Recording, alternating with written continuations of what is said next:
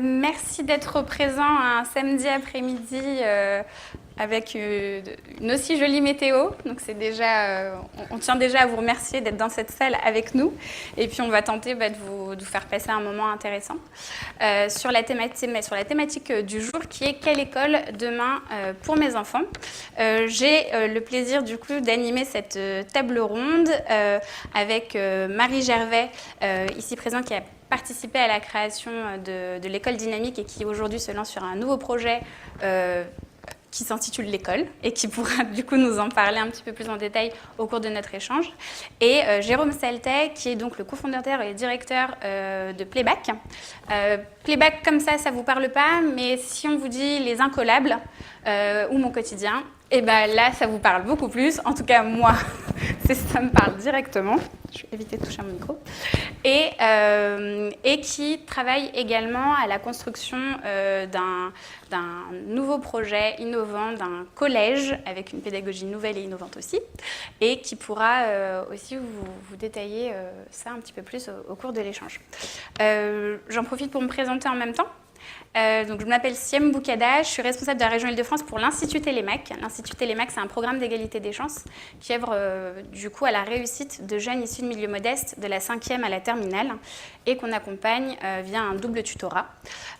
Donc la thématique de l'éducation nous passionne tous les trois et nous importe beaucoup puisqu'on essaye de faire en sorte à notre échelle, à notre niveau, on fait notre part pour participer quelque part à leur réussite, la réussite de nos enfants.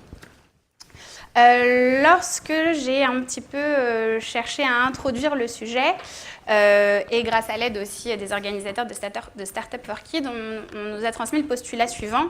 60% des métiers qu'exerceront nos enfants demain n'existent pas encore. Et du coup, pour un peu introduire ce débat-là, et tenter de donner quelques pistes de réflexion, ou en tout cas éclairer un petit peu cette question, j'avais déjà une première question à vous poser. Est-ce que vous savez ce qu'est le métier d'UX designer ? Quelqu'un peut lever la main s'il sait ce que c'est. UX designer. Est-ce que quelqu'un sait ce qu'est un happiness officer ? Très bien. Une personne, 2 personnes, très bien. 3 personnes, ok. Et est-ce que quelqu'un sait ce qu'est un BIM manager ? Ah, très bien, une personne. Eh bien, croyez-moi ou non, mais les 3 métiers que je viens de vous donner font partie des métiers les plus en vogue actuellement. En tout cas, ceux qui font partie des métiers qui recrutent, les métiers qui recrutent avec un bon salaire, ce qu'on appelle un peu les métiers du futur. Alors, je ne vais pas vous laisser sans les définitions. L'UX designer, c'est le spécialiste de l'expérience client sur un site internet, sur une application mobile. C'est celui qui va suivre vos habitudes de navigation et qui va aider les entreprises à faire en sorte que vous ayez la meilleure expérience sur le site internet. L'happiness officer, c'est une personne au sein d'un bureau qui est le garant du bien-être des salariés. Et qui va donc faire des réunions pour s'assurer que tout va bien, qui va créer des petits événements, faire livrer des fleurs, créer des jeux, mettre une dynamique positive en place au sein des bureaux. Et le BIM manager, c'est la personne qui est en charge, enfin c'est pour le moment en tout cas c'est dans le bâtiment, c'est plutôt dans le secteur du BTP, et c'est la personne qui va être en charge de modéliser, donc c'est de la modélisation de toutes les étapes qui vont participer à la création d'un projet dans le bâtiment. Et cette personne-là va être en charge de la modélisation des informations nécessaires à la création de ce projet. Donc c'est un métier qui est tout nouveau. Pour la plupart d'ailleurs de ces métiers, il n'y a même pas de formation encore qui existe. Et du coup, la question qu'on se pose, alors moi par exemple, quand je suis sortie d'école, ces métiers n'existaient pas. J'ai 28 ans, je suis sortie d'école du coup il y a 4 ans. Donc déjà il y a 4 ans, on ne me proposait pas ces métiers-là lorsque je sortais du monde du travail. C'est pas compliqué. Et si aujourd'hui on cherche des formations, on voit que par exemple pour le BIM, c'est quelque chose qui est en train de se créer et que les ingénieurs se forment un petit peu sur le tard. Du coup, la question que je me suis posée et à laquelle on va tenter de répondre, c'est comment l'école d'aujourd'hui peut préparer nos enfants à des compétences qu'ils n'ont pas et du coup, comment on arrive à faire en sorte qu'ils ne soient pas totalement démunis et quelque part qu'ils apprennent à apprendre en réalité. Donc vous avez tous les deux construit des projets d'école, de collège avec des approches pédagogiques très différentes de la majorité, on va dire, des approches qui sont actuellement dans l'éducation nationale, on peut le dire. Et le débat est formulé de telle sorte qu'on se pose la question, est-ce qu'il faut réformer l'école d'aujourd'hui? S'il faut la réformer, c'est qu'il y a potentiellement des choses qui ne fonctionnent pas très bien, ou en tout cas qui ne préparent pas nos enfants à ces changements de temps en termes de transition numérique, qu'en termes de transition écologique, de transition démographique. Il y a plein de choses qui sont en train de se jouer. Est-ce que vous pensez aujourd'hui, du coup, que l'école les prépare? Oui, vous pouvez y aller. Ça marche. Je peux commencer? Tu me dis, parce que j'ai tendance à trop parler, donc... Et alors juste... Voilà, c'est sa petite règle. On va essayer de sortir de la forme basique qui est qu'on va parler pendant 45 minutes, on va vous laisser que 15 minutes d'échange. Vous pouvez intervenir à tout moment en levant la main et je viendrai vous voir. Ou même, je pense que la salle n'est pas si grande pour avoir besoin du micro. Donc n'hésitez pas à lever la main et on vous donnera la parole si vous avez besoin de réagir. Oui, on peut se rapprocher. Vous voulez, bien sûr, on peut aussi. Encore un petit peu plus intime.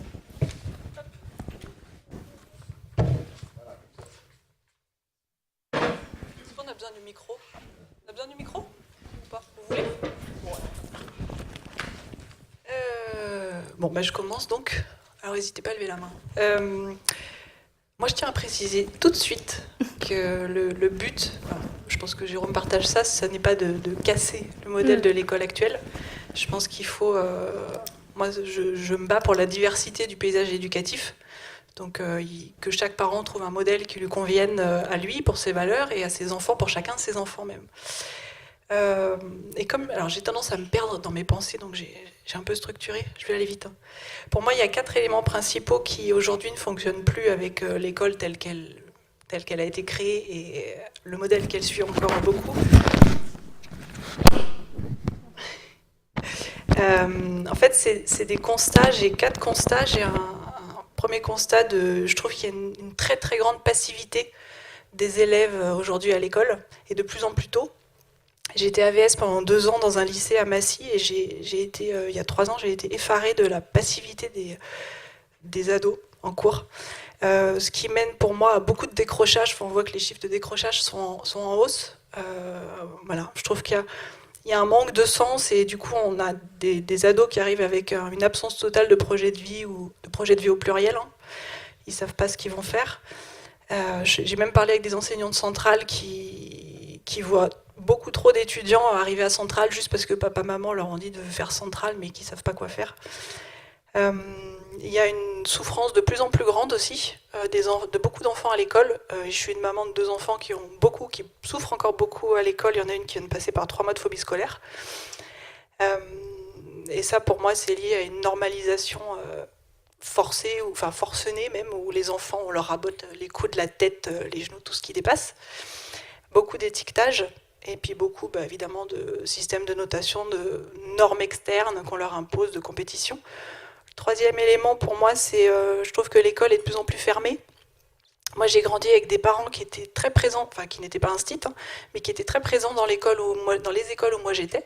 Ils venaient faire des ateliers, couture, peinture sur soie, début de l'informatique, etc.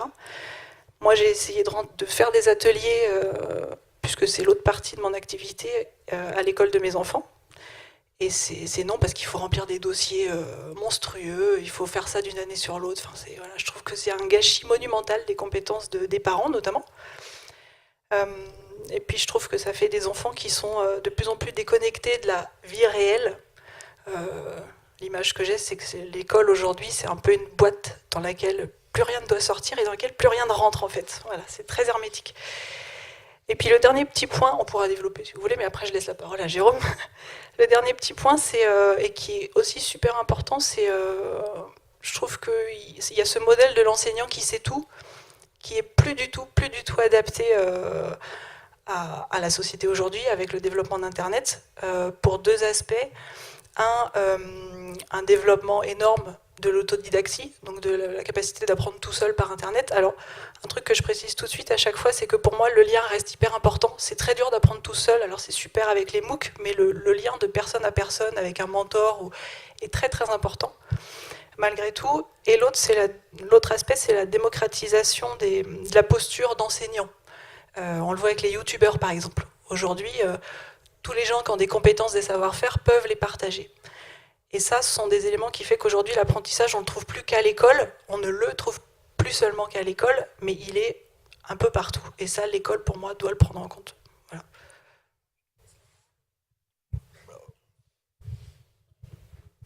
Alors j'embraye tout de suite. Je vais commencer par un petit sondage. Est-ce que, si vous pouvez répondre oui à la question que je vous pose, est-ce que vous pouvez lever la main? Il n'y a pas de bonne et de mauvaise réponse, mais c'est est-ce que spontanément, en une phrase simple, vous pouvez dire quel est selon vous l'objectif de l'école?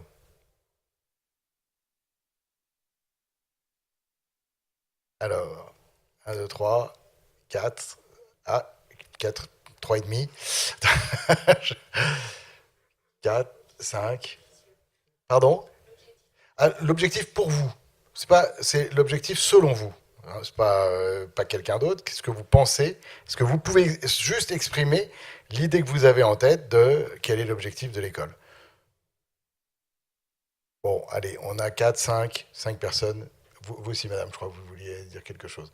Donc, non, alors attendez, avant de donner les réponses, je voudrais juste signaler une chose, c'est que normalement, on s'intéresse tous à l'école, et donc on devrait tous lever la main, parce que c'est la première chose, c'est la plus importante. Et déjà, dans les choses qui ont été dites tout à l'heure, il y a énormément d'éléments qui interrogent ce sujet-là. Et donc le fait qu'on ne sache pas tout, et tous, justement, quel est l'objectif, selon nous, de l'école, c'est un point crucial. Et l'autre point crucial, c'est que maintenant, je vais vous donner la parole, et vous allez vous écouter. Alors, je vous demande juste une chose, promettez-moi de ne pas changer ce que vous avez en tête, au fur et à mesure que vous entendez des choses. D'accord? Alors, madame, j'ai entendu un mot, vous disiez... D'accord. Enseigner ou éduquer? Enseigner, ok. Très bien. Oui, c'est possible.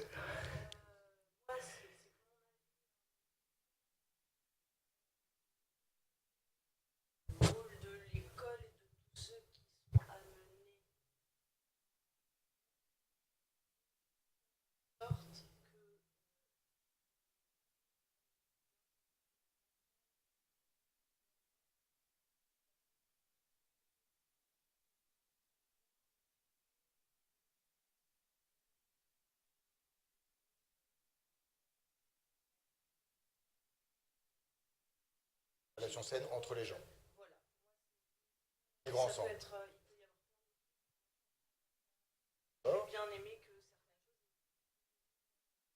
Pas une phrase simple.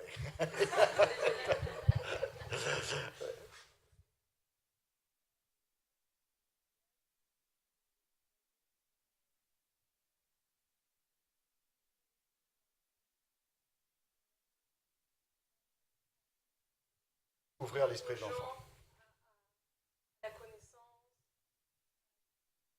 Ouvrir l'esprit de l'enfant tous azimuts. Phrase simple.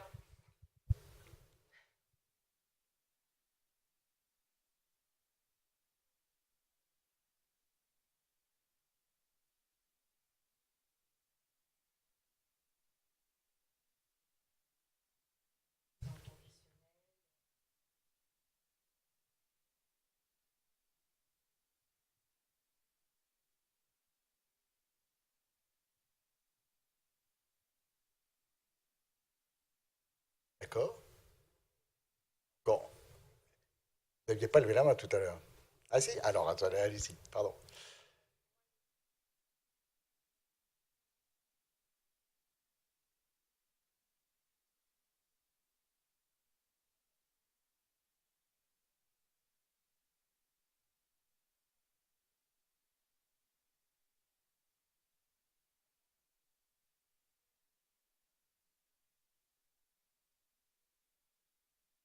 D'accord. D'accord. Ok.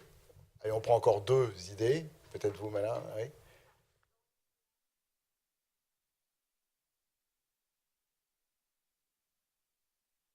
Former les citoyens de demain dans la diversité. Et puis, enfin, comme vous voulez. Ouais. Sociabiliser?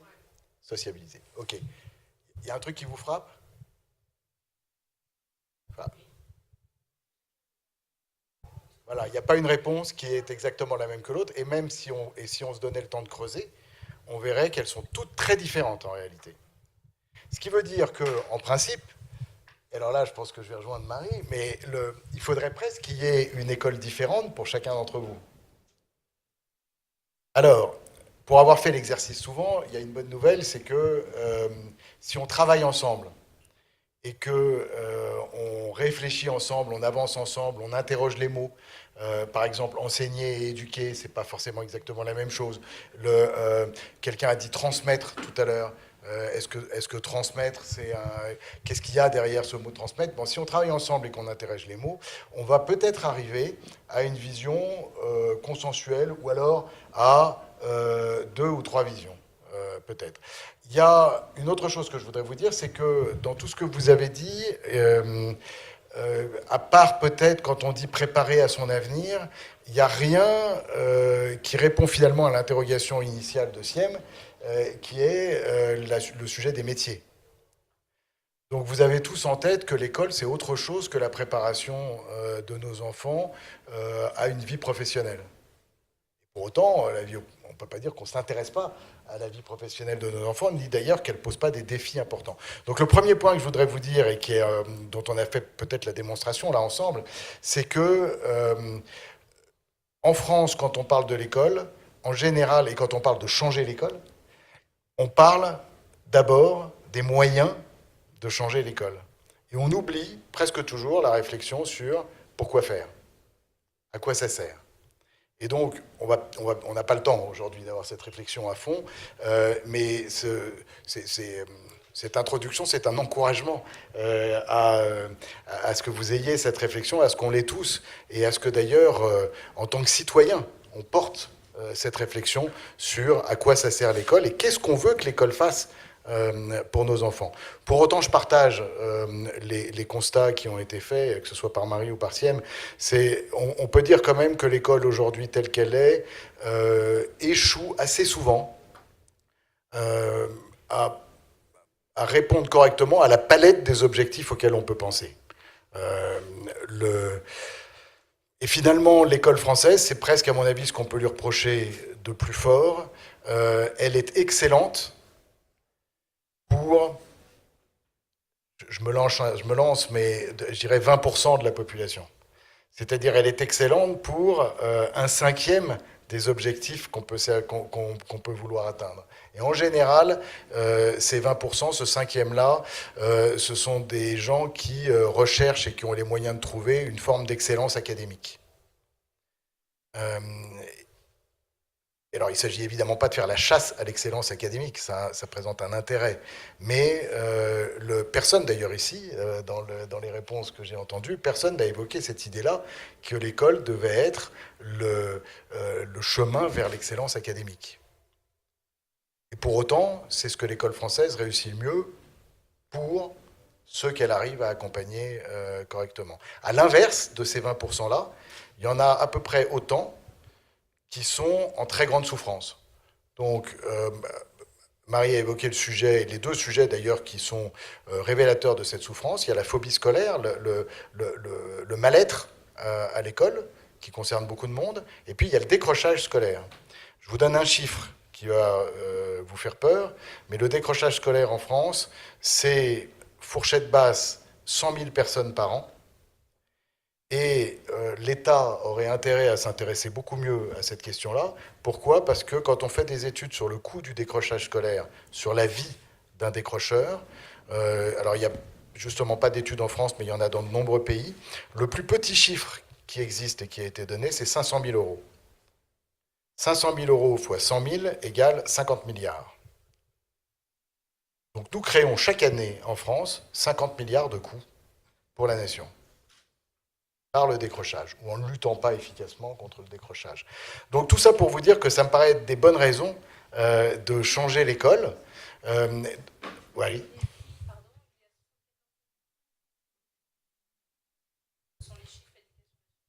Alors, en effet, j'aurais dû parler en plus des 20% pour qui tout va bien et des 20% pour qui tout va mal, j'aurais dû parler de ceux qui sont au milieu. Et dans ceux qui sont au milieu, qui ne sont pas dans les 20% qui vont très bien, eh bien, pour une part importante, l'ennui est une donnée pratiquement permanente. Et c'est là où Marie a évoqué la chose, c'est que normalement, on devrait aller à l'école avec la flamme du désir d'apprendre. Et en fait, c'est un garçon ou c'est une fille c'est un garçon, nous avons un jeune homme qui a 4 ans et demi, et donc pour lui, la flamme du désir d'apprendre, c'est quelque chose qui est extrêmement vibrant. Et donc, toute la journée, il est dans un état de curiosité, et il apprend à chaque seconde. Et il apprend dans le bonheur, et à chaque fois qu'il peut apprendre quelque chose, ça le rend heureux. Et au fur et à mesure qu'il va avancer dans l'école, si on ne change pas, malheureusement, il va perdre la flamme du désir d'apprendre. Et donc, à la limite, si je devais conclure cette partie-là des choses, je dirais la mission de l'école, une fois qu'on lui a fixé son objectif, c'est entretenir la flamme du désir d'apprendre. C'est s'interdire que, en avançant dans l'école, il la perde ou même qu'elle baisse, qu'elle diminue. Et si on fait ça, on aura déjà fait quelque chose de très important. Oui. Je vais le faire rapidement.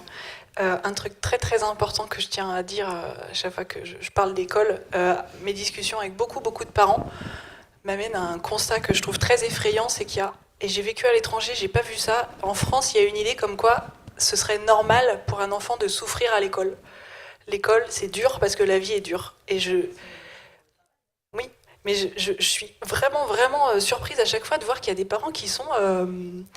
résignés, ils voient leur enfant qui part, j'ai des amis dont les enfants partent tous les matins en pleurant à l'école, ou qui se font harceler, enfin qui sont vraiment mal, et qui ils disent ben oui mais bon c'est normal, qu'est-ce que tu veux que je fasse? Donc il y a cette espèce de résignation comme quoi à l'école on souffre et c'est normal.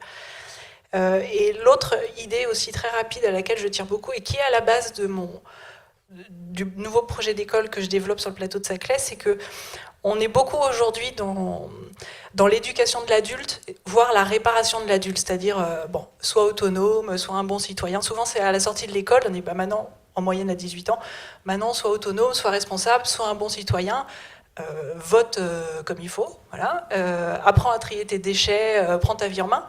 Mais à quel moment on a appris c'est même pas apprendre parce que ça s'enseigne pas, ça. À quel moment on a permis à tous ces jeunes adultes qu'on a été aussi, non pas qu'on soit plus jeune, mais d'expérimenter ça, parce que tout ça, l'autonomie, la responsabilité, la citoyenneté, ça s'enseigne pas en fait, ça se vit, ça s'expérimente.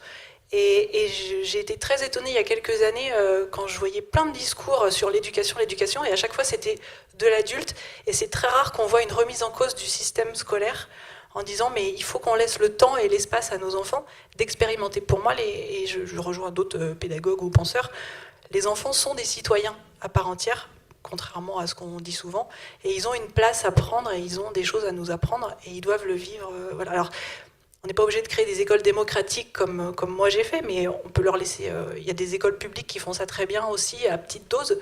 Voilà, ce que je voulais dire, c'est tout ça, ça se vit, ça s'expérimente. D'accord. Mais merci, c'est une très bonne transition vers la deuxième partie de ce débat on vous propose d'aborder justement quelles sont ces nouvelles compétences dont vont avoir besoin du coup nos enfants. Je dis nos enfants, je suis maman aussi, un petit bébé, et du coup on se pose cette question de se dire quelles sont les nouvelles compétences dont ils vont avoir besoin. Tout à l'heure on évoquait le cas du décrochage scolaire. Il y a une école qui existe, qui est l'école 42, qui a été créée par Xavier Niel et qui recrute sans diplôme. Qui recrute par exemple sur la base des compétences des personnes qui veulent intégrer cette école, au code, au développement informatique, et sur des critères de motivation et d'endurance aussi, parce que c'est une école qui est quand même très difficile d'accès aussi. Mais c'est l'idée que ces jeunes-là, et dont certains ont été en décrochage scolaire, ont développé d'autres formes de compétences. On a aussi ce qu'on appelle les autodidactes, donc ce sont des personnes qui ont aussi réussi à avoir de très beaux parcours, à créer des entreprises, à avoir un impact fort sur la société, sans forcément avoir des diplômes dont on reconnaît aujourd'hui une certaine valeur ajoutée ou non. Il y a ce qu'évoquait aussi Marie tout à l'heure sur toutes les autres compétences qu'un enfant peut développer, on va dire ce qu'on appelle aujourd'hui dans le langage des adultes des soft skills. Donc c'est les compétences de cohésion de groupe, savoir justement être dans de la bienveillance, dans de l'empathie avec autrui, savoir travailler ensemble, le respect de l'autre, toutes les notions autour de l'écologie, de l'environnement, le tri, toutes ces compétences-là. On a l'impression qu'aujourd'hui, dans l'école d'aujourd'hui, elles ne sont pas forcément reconnues, valorisées à leur juste titre, et elles sont souvent mises aussi en opposition avec ce qu'on appelle les savoirs fondamentaux, comme si les savoirs fondamentaux et l'ensemble de ces compétences-là ne pouvaient pas être tous les deux prises en compte au sein d'une école, ne pouvaient pas être développés par un enfant, et qu'il y aurait d'un côté les défenseurs d'un certain type de compétences et de l'autre côté les défenseurs de l'apprentissage du français, des mathématiques, savoir compter, lire et écrire de façon correcte. Du coup, moi ça m'interroge un peu. Pour vous, qui avez d'ailleurs développé justement de nouvelles formes de pédagogie qui prennent aussi en compte ces nouvelles compétences dont vont avoir besoin les futurs citoyens, parce que c'est ça d'ailleurs, les futurs citoyens, ils sont déjà citoyens, mais en tout cas les citoyens votants, pour le coup dans quelques années, qui auront un vrai impact dans la société civile. Comment est-ce que pour vous, on peut les mettre en avant et quelles sont ces compétences à mettre en avant justement ? Est-ce que ça te va si je pose des bases et tu développes Ça te va ? Rien si t'as tout dit. Ah ouais, non mais je vais le dire rapidement. J'en ai repris 4 en sachant que moi je suis anti-cloisonnement, donc c'est surtout pas des choses cloisonnées. En fait, tu disais tout à l'heure que les métiers n'existent pas, donc il y a un constat qui est évident, c'est qu'aujourd'hui on n'est plus dans une société où on va apprendre un métier qu'on va garder toute la vie. Donc déjà, on oublie ce modèle-là. Donc déjà, on peut remettre en cause le fait que l'école, de façon générale, prépare à un métier, un poste, comme ça l'était depuis des dizaines d'années. Et du coup, en partant de ça, on se dit que la première chose à développer à l'école, c'est l'être, la connaissance de soi, savoir quelles sont ses compétences, ses talents, et que l'enfant arrivé adolescent sache ce qu'il a envie de faire, ce qu'il est capable de faire, etc. Donc la première compétence pour moi, c'est la capacité d'adaptation.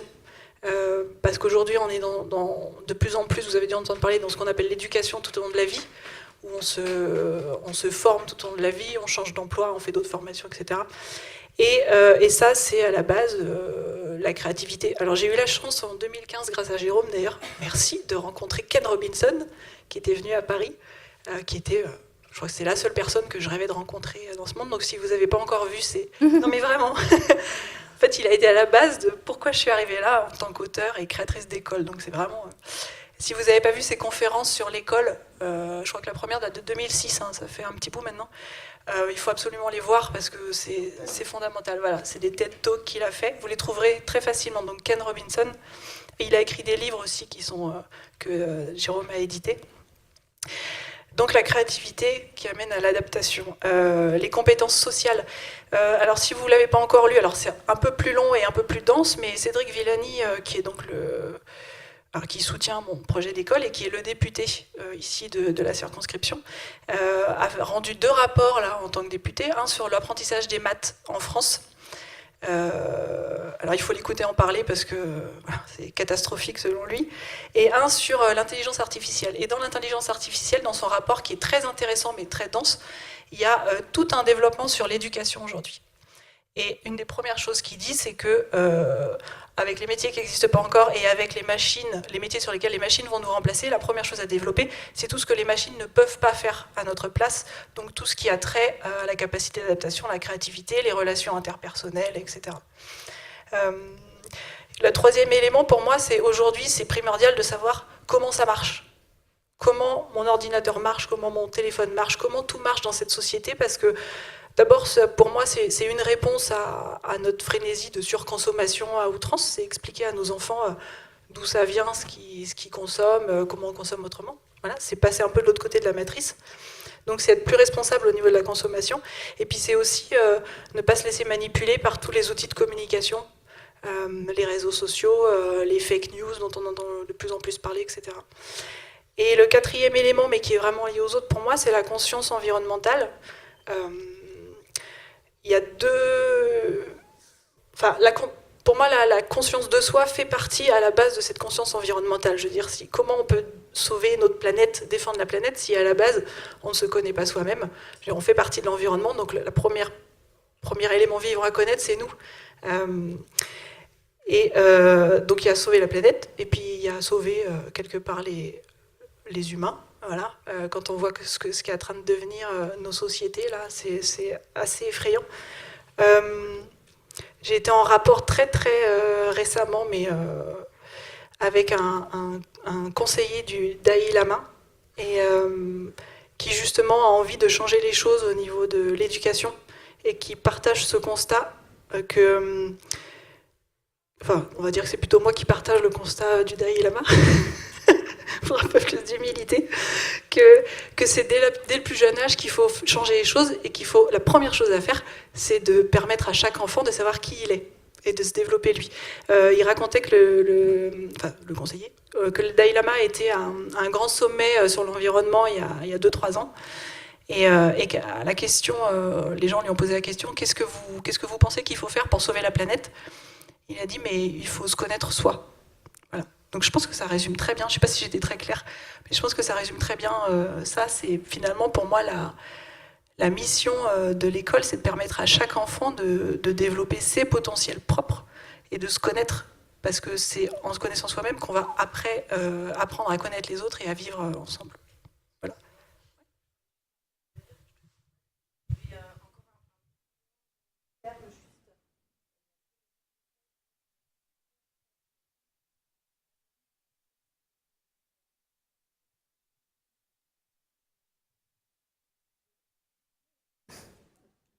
Il y avait une autre... Oui.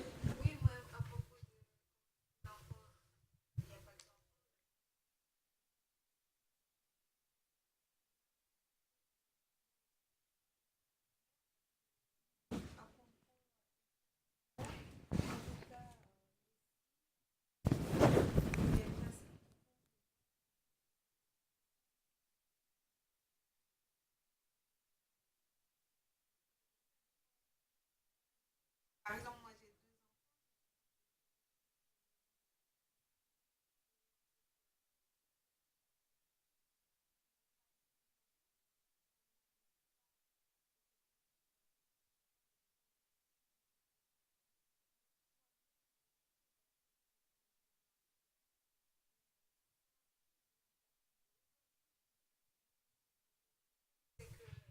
des origines.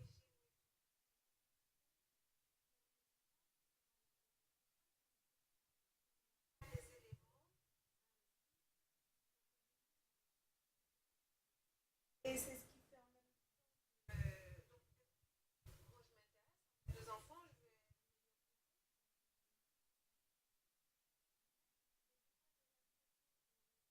heurter à des et aussi. Et c'est pour ça qu'on dit conscience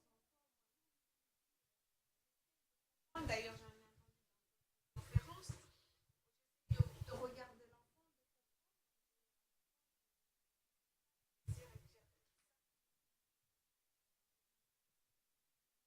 Oui. Alors, enfin, je réponds, mais d'abord, il n'y a pas de vraie réponse. Hein, c'est-à-dire, on peut partager ce que vous dites, et vous avez évidemment raison. Je pense que 100% des parents veulent le meilleur pour leur enfant. Et puis ensuite, on fait ce qu'on peut, tous. Et alors, à l'intérieur de ce que vous dites, il y a une chose dont j'ai fait le constat, qui est que c'est très difficile, non seulement de comprendre ses enfants, le monde en général, l'adaptation de ses enfants au monde, etc. C'est assez difficile. Mais c'est aussi très difficile de comprendre l'école. et pour les parents de savoir comment l'école fonctionne, quels sont les codes à l'intérieur de l'école, qu'est-ce qui est demandé par l'école aux enfants, et comment est-ce qu'on peut faire pour accompagner en tant que parent son enfant ou ses enfants dans l'école. C'est compliqué pour beaucoup. C'est la raison pour laquelle dans le système scolaire français, les enfants qui réussissent le mieux sont les enfants d'enseignants. Et alors, chez Playback, on a créé un site internet qui s'appelle Les Clés de l'école, dont c'est l'objet, qui est d'essayer justement d'aider les parents à comprendre ce qui se passe vraiment à l'intérieur de l'école pour qu'ils aient les clés de l'école. Mais ça ne répond pas complètement du tout à votre question, parce que votre question était beaucoup plus vaste. Alors je reprends moi aussi de manière plus vaste le sujet, parce que je suis 100% d'accord avec tout ce qu'a dit Marie. Donc non mais vraiment, donc je vais essayer de ne pas le répéter. Je vais sûrement dire des choses que tu as déjà dites, mais donc je voudrais prendre sous un autre angle. On est l'éditeur en effet de Ken Robinson, dont le dernier livre qu'on a édité en France, et j'aurais pu l'apporter, il s'appelle « Changer l'école ». Donc c'est vraiment notre sujet d'aujourd'hui. Sauf que lui, il n'a pas dit « changer l'école ER », il a dit « changer EZ », c'est-à-dire comme un ordre. Allez-y s'il vous plaît, faites-le. Ce qui est intéressant, parce que c'est aussi la raison, je pense, pour laquelle nous sommes là ensemble, c'est l'idée qu'on peut le faire. Et qu'on peut aussi, chacun où on est, aider à ce que l'école change. Ça a été le projet qui nous a conduit finalement dans l'entreprise à vouloir créer un collège un peu révolutionnaire, comme l'a dit Siem tout à l'heure. Et en effet, ce collège va voir le jour en septembre 2020 à Mantes-la-Jolie, dans le quartier du Val-Fouré, à l'intérieur de l'éducation nationale. Donc ça, c'est une autre chose qu'on peut dire, c'est qu'on peut faire des choses ultra intéressantes, très neuves, très différentes, à l'intérieur même du système. On n'a pas besoin toujours de créer des bulles expérimentales privées. Et pourquoi je vous dis ça? Parce que pour créer ce collège, il a fallu que nous répondions nous-mêmes à la question que je posais tout à l'heure. Et donc, quel est l'objectif de ce collège? Et en y répondant, on répond, à mon avis, aussi pas mal à qu'est-ce qu'il faut apprendre aujourd'hui et quelles sont les compétences qu'il faut acquérir. Nous, on s'est dit, l'objectif, ça va être vous allez vous y retrouver, former des citoyens autonomes, responsables, entreprenants et heureux. Citoyens. Alors, si on avait le temps, je prendrais chacun des mots et je vous dirai ce qu'il y a derrière. Parce qu'en effet, le civisme est important et donc on peut décortiquer cette phrase et on trouvera tout ce que, selon moi, l'école doit permettre aux enfants d'acquérir. Je dis bien je ne dis pas doit transmettre, parce qu'à mon avis, le sujet, c'est pas la transmission de quelque chose, c'est un peu ce qu'a dit Marie tout à l'heure, c'est plutôt l'acquisition par les enfants. Or, avant, l'acquisition passait pratiquement tout le temps par la transmission. Il fallait que le professeur enseigne pour que l'enfant apprenne. Et aujourd'hui, c'est pas ça.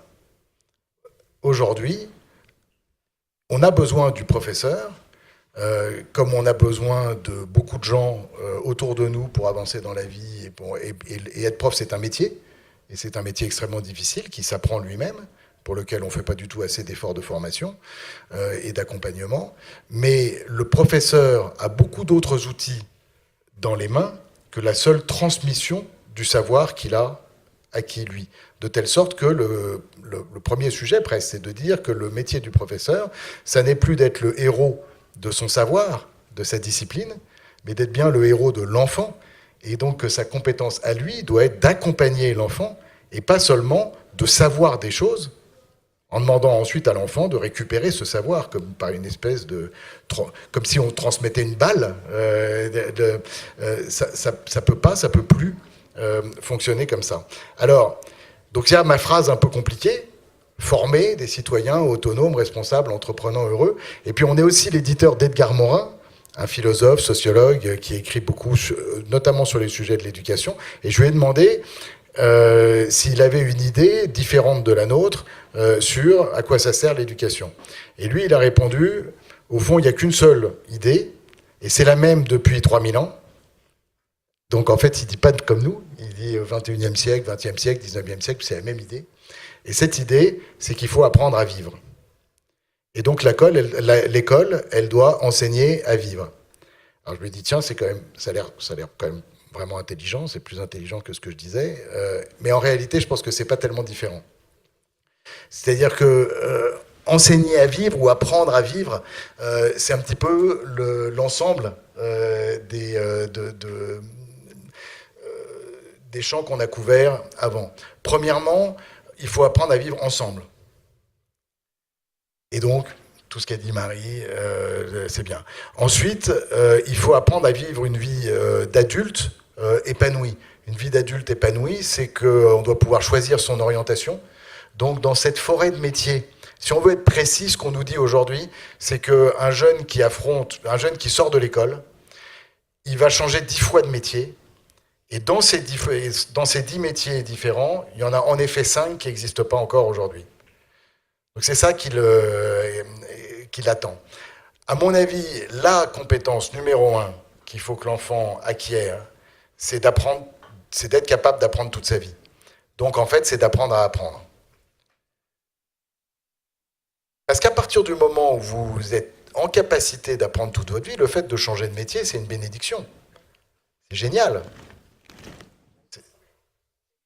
Il n'y a aucun problème. Si, il y a des problèmes, mais c'est d'ailleurs, merci, c'est une transition importante sur le truc. Si l'autre compétence qui va avec, c'est de savoir résoudre des problèmes. Parce qu'en réalité, comme je ne peux plus faire ce que disait Marie tout à l'heure, c'est-à-dire je ne peux plus partir dans la vie avec mon bagage, j'ai une seule valise, et j'ai rempli ma valise à 23 ans avec des savoirs et des savoir-faire, et puis ensuite, de 23 ans à 63 ans, je me balade avec ma valise, etc. Bon, ça, c'est une image qui est complètement dépassée. Je ne sais pas si elle a jamais été vraie, mais alors c'est sûr qu'elle ne l'est pas aujourd'hui. Comme c'est plus possible de penser à ça, ça veut dire que sur notre chemin, il va y avoir des tas de difficultés. Il va y avoir des tas de problèmes, il va y avoir des tas de situations nouvelles qui vont se présenter à nous. Et en plus, disons, d'apprendre à apprendre, je pense que l'autre compétence cruciale, c'est en effet de savoir résoudre les problèmes, d'apprendre à résoudre les problèmes. Et par ailleurs, je trouve que c'est aussi une compétence importante pour la planète. C'est-à-dire que les défis du 21e siècle sont peut-être différents pour chacun d'entre nous, mais ils sont surtout très différents et très vifs pour l'endroit où on vit. Et donc, savoir résoudre des problèmes pour soi-même, c'est aussi commencer à être en capacité de résoudre les problèmes qui se posent au monde et peut-être aussi d'être en capacité de penser le monde un tout petit peu différemment. Ce que dit aussi Edgar Morin. Sinon, tout le reste, créativité, etc., je suis à fond dans le camp de Marie.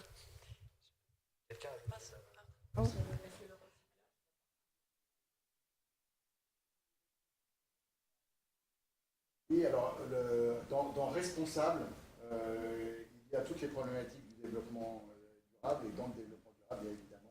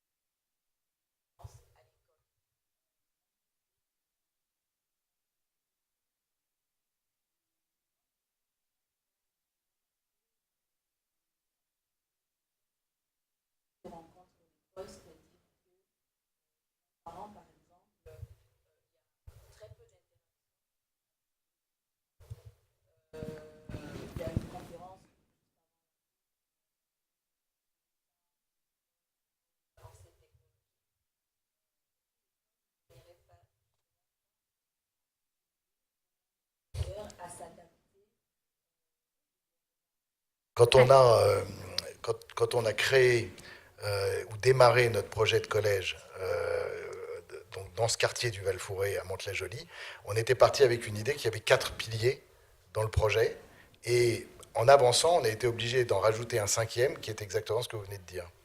Parce qu'il est apparu que c'était presque qu'on passait à côté de l'essentiel. Les 4 piliers, c'était le premier, c'était de dire que c'était l'école du socle au sens du socle commun, et c'est tout ce qu'on vient de dire en fait, c'est-à-dire les compétences et les connaissances utiles pour avancer dans la vie. Le deuxième pilier, c'était la différenciation, c'est-à-dire de dire que notre collège qui va avoir 600 élèves, il a en fait 600 fois un élève. Le troisième pilier, c'est le pilier du désir d'apprendre, ce que je disais tout à l'heure, c'est-à-dire qu'il faut créer un environnement favorable pour que les enfants ne perdent pas le désir d'apprendre, donner le bon statut à l'erreur, c'est-à-dire en fait donner envie de faire des erreurs, évaluer sans humilier, etc. Apprendre à vivre ensemble, on l'a dit. Le quatrième pilier, c'est tous les moyens utiles pour faire tout ça, le numérique, le bâtiment, le mobilier, au service du projet. Et puis, on s'est rendu compte qu'il nous manquait quelque chose, et on a fini par le dire, que c'est le pilier du territoire apprenant, c'est-à-dire qu'en fait, on n'a pas l'école, et puis à côté, les autres, mais pour que ça fonctionne, il faut que tout le monde fonctionne ensemble. Et alors, les parents, évidemment, mais aussi les associations, les clubs sportifs, les entreprises, les autres niveaux scolaires qui doivent se parler les uns les autres, etc. Et donc, plus, de mon point de vue, on parle de société apprenante, de territoire apprenant, à l'intérieur desquels il y aura des établissements scolaires, mieux on se porte. Je vais aller dans le même sens, puisque nous, on n'est pas arrivé en cours de route à ça, c'était à la base du projet. Ouais. C'est l'idée que l'école, effectivement, Jérôme l'a très bien dit, doit faire partie d'un territoire apprenant. Et alors, les termes de territoire apprenant, société apprenante, c'est François Taddy, je ne sais pas si vous connaissez, qui a fondé le Centre de recherche interdisciplinaire à Paris, qui a le CRI, voilà, où je suis étudiante cette année au CRI, ils m'ont accompagnée pour le projet. Donc c'est l'éducation nationale l'année dernière, la précédente ministre qui lui a commandé, merci, un rapport. Donc il a fait un rapport que vous trouvez en ligne qui est passionnant. Alors prenez-le déjà en version courte, mais où il met 10 points. Et donc voilà, je voulais en venir là, c'est que je suis complètement d'accord. Pour moi, c'est un des gros problèmes aujourd'hui de l'école, c'est cette fermeture. Et le projet que je développe aujourd'hui, donc l'école sur le plateau de Saclay, d'abord on part sur de la coéducation, on remet les parents dans l'école, ce qui était à l'opposé total de la première école que j'ai cofondée, l'école dynamique, où les parents étaient vraiment à l'extérieur et j'arrivais plus à bien le vivre en fait.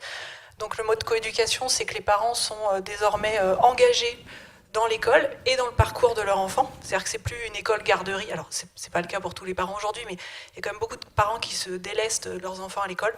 Donc là, il y a un vrai, sur le modèle des écoles alternatives québécoises qui ont été très inspirantes pour moi. Et le deuxième élément, c'est effectivement l'ouverture sur le territoire. L'école qu'on crée aujourd'hui, elle est complètement ouverte, c'est-à-dire que je le disais tout à l'heure, l'apprentissage n'est plus que dans l'école, et on va être sur le plateau de Saclay. Donc il va être dans les labos de recherche, avec les associations, avec les entrepreneurs, les artisans, les grandes écoles, avec tous les gens qui sont là, les retraités qui sont une force énorme et une énorme richesse pour les enfants, et on les met de côté comme ça. D'abord, on met de côté les enfants qui sont pas encore dans la vie du travail, puis après on met de côté ceux qui sont sortis de la vie du travail, alors que tout ce monde-là a des choses énormes à partager. Et l'école va être accolée à un tiers-lieu. Donc un tiers-lieu, c'est un espace qui est ouvert à tous.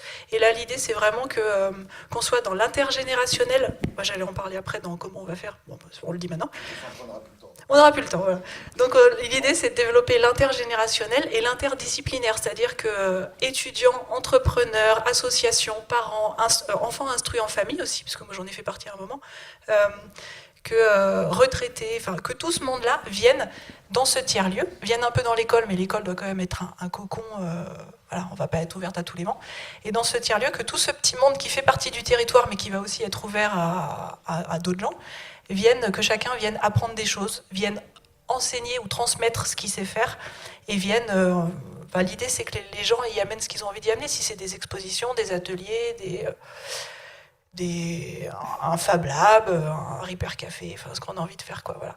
Donc pour moi c'est primordial ça aujourd'hui pour l'école. Et la dernière partie du coup de ces thématiques avant qu'on doive rendre la main, c'était effectivement d'essayer de donner quelques pistes de solutions de façon très humble et à notre niveau, mais en fait ça, vous l'avez je pense bien fait en développant chacun le contenu de vos programmes, ce que moi je retiens, et vous pourrez aussi dire ce que vous avez retenu des exposés, c'est il y a une importance qui est à donner à l'enfant en tant qu'individu, mais à la fois dans un environnement collectif, dans une logique de co-construction, avec lui et avec l'ensemble des personnes qui sont en interaction avec le jeune, faire en sorte, avec l'enfant, désolée, moi j'ai plus l'habitude de dire le jeune, mais l'enfant, faire en sorte du coup qu'ils puissent se nourrir de tous les membres des différentes communautés qui l'entourent, mais en préservant son individualité. Ça, j'ai aussi remarqué que c'était quelque chose qui revenait beaucoup dans vos exposés, que le fait que chaque enfant est différent. Et ça, je pense qu'en tant que parent, je pense que j'ai pas mal de parents, vous pouvez si vous êtes parent de plusieurs enfants, c'est quelque chose que vous pouvez confirmer, que au sein d'une fratrie, il n'y a pas 2 enfants qu'on élève pareil, parce qu'il n'y a pas 2 enfants qui réagissent de la même façon. Et ça, je pense que c'est aussi quelque chose de très différenciant du système qu'on a actuellement, le fait de reconnaître l'enfant dans son individualité. Je pense qu'il y a aussi une ouverture vers la société, qui est pour le moment pas encore présente, mais qui devra l'être dans l'école de demain. L'idée que tant les parents, qui sont quand même les premiers à éduquer les enfants, à prendre part à la construction de l'identité de l'enfant, soient complètement associés. Et ça, c'est quelque chose sur lequel vous n'avez peut-être pas encore assez insisté, mais dans chacun des 2 projets, il y a cette notion de co-construction avec les parents.